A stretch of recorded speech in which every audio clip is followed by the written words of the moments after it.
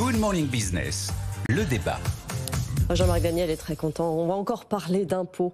Une CVAE additionnelle, nouveau concept, Nicolas Dose. C'est juste extraordinaire cette histoire. Donc la CVAE, vous savez, c'est un impôt de production qui, par le passé, pesait très très lourd, jusqu'à 15 milliards par an, qui a commencé à baisser, qui maintenant est un peu figé à 4 milliards de recettes.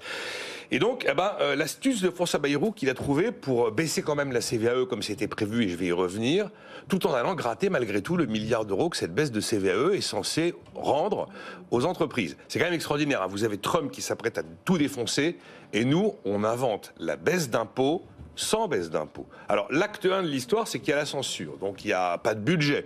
Donc, il y a une loi spéciale. Et mécaniquement, cette loi spéciale fait que la baisse de CVAE qui était prévue intervient comme prévu, du coup, sans contrôle possible, le 1er janvier pour les entreprises de plus de 50 millions d'euros de chiffre d'affaires.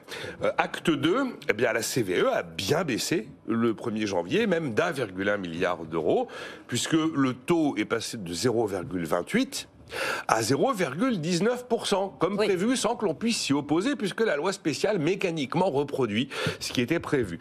L'acte 3, comment récupérer cet argent ?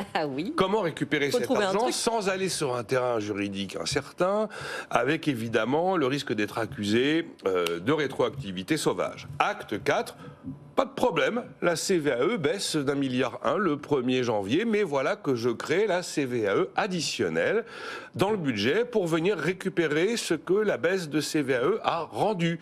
Ce qui veut dire que cette CVAE additionnelle sera de 0,09%, l'écart qui est entre 0,19 et 0,28. Voilà comment on rend 1 milliard en le reprenant juste après et en évitant la case Conseil constitutionnel. Je trouve que cette histoire dépasse l'entendement. Je n'ose savoir ce qu'en pense Jean-Marc Daniel. Ah non, je rejoins au moins sur ce plan-là Nicolas Dose, c'est-à-dire ça dépasse l'entendement. Donc lunaire, quand même. Je pourrais utiliser toutes les formules que j'utilise dans ce genre de situation, c'est-à-dire rappeler qu'on est en face de sadofiscalisme, c'est-à-dire d'une espèce de jeu autour de la fiscalité qui ne répond plus aux nécessités économiques, qui va contre l'évidence économique et qui, au contraire, traduit une sorte de besoin sadique de punir un certain nombre d'acteurs, d'énoncer qu'il va falloir souffrir pour répondre aux exigences de la situation actuelle.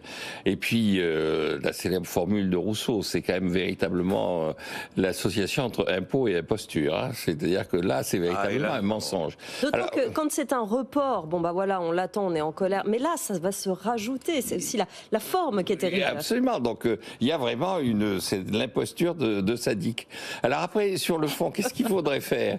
Je pense qu'il y a quand même 3 remarques, comme toujours. La première remarque très simple, c'est que je rappelle que au moment de la REF, vous savez, la rencontre des entreprises de France de 2023, c'était un des sujets. La CVAE était déjà sur le devant de la scène, sa réduction, et Bruno Le Maire, alors ministre de l'économie et des finances, avait dit que, évidemment, quand on avait commencé à baisser la CVAE, le retour sur l'économie avait été tellement positif qu'à la fin des fins, il y avait eu un effet l'affaire, c'est-à-dire on baisse l'impôt et puis à la fin des fins, ex post, on finit par avoir plus de recettes qu'initialement on en avait du fait qu'on a dynamisé l'économie. Et donc je pense que les dirigeants actuels devraient réfléchir non pas en termes de transfert, de ponction, de punition, mais en termes de dynamisation de l'économie et se poser la question à chaque fois qu'ils prennent une mesure fiscale, est-ce qu'ils n'auraient pas plutôt intérêt à baisser l'impôt qu'à l'augmenter pour avoir davantage de croissance économique ? C'est pas nos réflexes, hein, Jean-Marc. C'est pas notre réflexe. La deuxième chose, c'est que je pense que concrètement, là aussi, on est véritablement dans une espèce d'improvisation permanente. C'est-à-dire,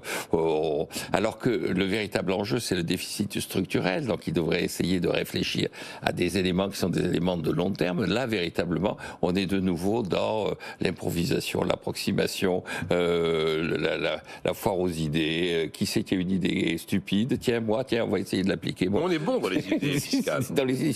Et la dernière remarque que je ferai, c'est que notre ministre de l'économie va aller à l'Eurogroupe présenter... Éric Lombard présenter effectivement la situation financière de la France. Je pense que ça va être un exercice difficile pour lui, parce que s'il qu'il arrive avec ce genre de mesures et ce genre d'état d'esprit, il va se faire détruire, en tout cas aimablement. On est encore au niveau correct et courtois en Europe par nos partenaires européens. Peut-être encore plus avec le contexte international. Nicolas Dose. Clairement, enfin là, d'abord, essayons de baisser la CVAE. Si vous baissez la CVAE, vous taxez moins la production, vous augmentez les profits, vous augmentez les recettes d'impôt sur les sociétés quand même. C'est plus vertueux d'aller taper des profits que d'aller taper la production.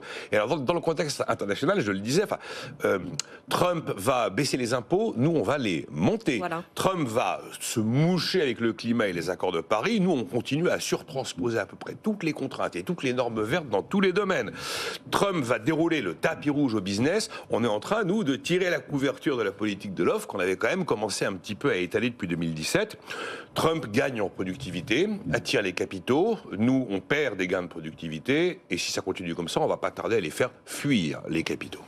Donc effectivement, oui, là, l'espèce de choc des instants est assez effarant. Enfin, Trump augmente quand même certains impôts, il augmente les droits de douane, c'est pas forcément ce qu'il y a de plus intelligent. On y reviendra. Merci beaucoup, messieurs. Le débat Dose Daniel.